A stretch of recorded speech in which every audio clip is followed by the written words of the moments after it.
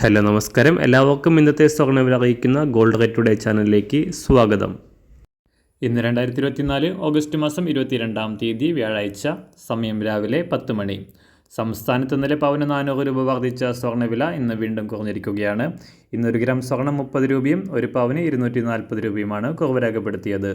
ഇന്നത്തെ സ്വർണ്ണവില നോക്കാം. അതിനു മുൻപായി ഈ ചാനൽ ഇതുവരെ സബ്സ്ക്രൈബ് ചെയ്തിട്ടില്ലാത്തവർ സബ്സ്ക്രൈബ് ചെയ്ത് തൊട്ടടുത്തുള്ള ബെൽ ബട്ടൺ അമർത്തി ഓൾ സെലക്ട് ചെയ്യുക. ഇന്നത്തെ 916 സ്വർണ്ണവില 1 ഗ്രാം 6680 രൂപ, 1 പവൻ 53,440 രൂപ.